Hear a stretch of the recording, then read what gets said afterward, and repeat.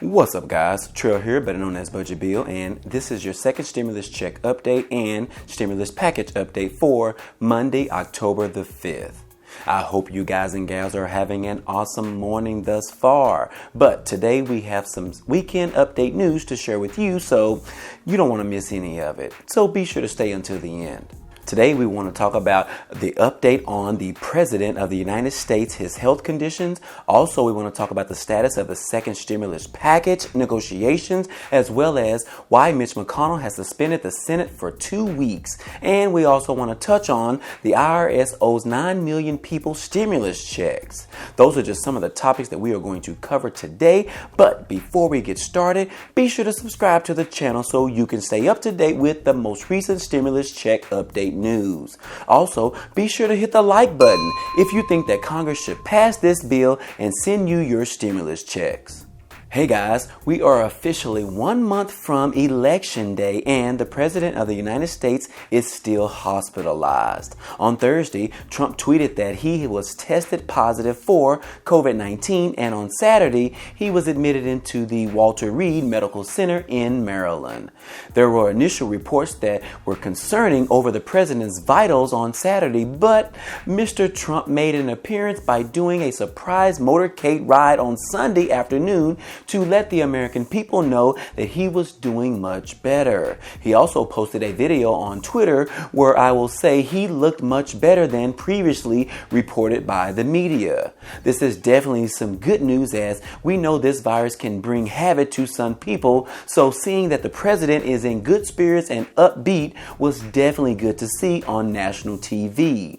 We don't wish this virus on anyone and we are continually praying for a full recovery of all of those that are affected by this pandemic virus. Meanwhile, House Speaker Nancy Pelosi and Treasury Secretary Steven Mnuchin have been working over the weekend on the negotiations. Pelosi has been standing strong against the White House on the $2.2 trillion package for the HEROES Act 2.0 package presented by the House of Representatives. And the White House is just not ready to give up on that much money right now. The biggest line item difference is that the financial aid for state and local governments is the thing that's holding both parties back.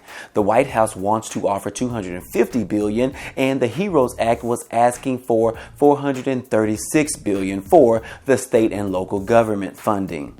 On Friday, they were still unable to strike a deal as both parties agree that they are far apart on the stimulus package deal. White House advisor Larry Kudlow stated that they are way below where the Democrats want us to be. The White House administration is still near the $1.5 trillion mark and the House Democrats are still requesting the $2.2 trillion. Larry Kudlow doesn't believe the U.S. needs a giant stimulus bill at this time. Once President Trump heard the news that the White House was unable to strike a stimulus deal on Friday, he immediately sent out a tweet from the hospital stating that our great USA wants and needs stimulus. Work together and get it done. The assumption was that he was speaking to the White House negotiators, Steven Mnuchin and Mark Meadows.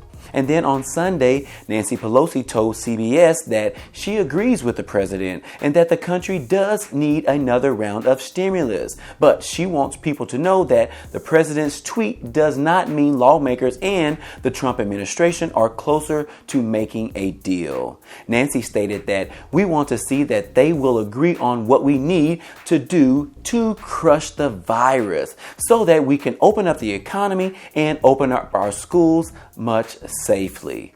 Pelosi added that, however, we are making great progress at this time. Nancy went on to say that her and Mnuchin are coming to terms on testing and tracing provisions in the next aid package. And that with Trump being infected with the virus, it definitely changes the dynamics and may even inspire Senate Republicans to get on board and support additional stimulus funding.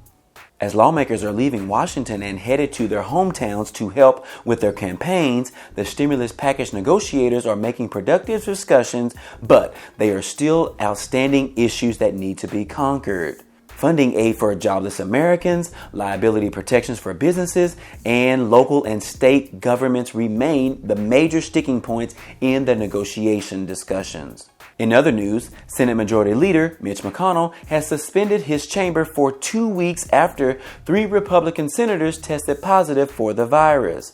Since the Senate floor votes are held in person, he said that he would recall senators to vote on a stimulus package if and when that time happens. And if so, they would have to return within 24 hours to the Capitol to vote on a stimulus bill. In other news, the IRS still has over 9 million stimulus checks to be sent out to individuals. If you still haven't received your first big fat stimulus check of $1,200, then perhaps the IRS doesn't have your information. You should go to the irs.gov website to claim your stimulus payment. Once you go to the website, click on the non-filer tool in the top right column on the front page. Then scroll down and click the button called Enter Your Information. This will allow you to give the IRS your correct information and details on how to send out a stimulus check to you if you are qualified to receive one. If you are qualified, you must request your payment information by October the 15th. At the time of this video, Wall Street has optimism as the president will overcome this virus and be running the country in full effect sometime this week. The market or futures at the time of this video are up by 200 points in anticipation of the president returning to the White House as early as Monday afternoon. So guys, this is all some really great news to hear as we continue to follow along and push for a second round of stimulus checks. In the meantime, we will continue to pray for the president for a speedy recovery and hope Congress can strike a deal sometime this week. It seems like they are right there on the cusp of striking a deal, so hopefully we will have some better news later this week. If you found value in this video, be sure to give it a like. It takes me a lot of time to research this information, to create these videos, and to share them with you. Also, be sure to subscribe to the channel. It's totally free. Other than that, hey, I appreciate you guys stopping by and watching this video, and I hope to see you on the next one. Peace.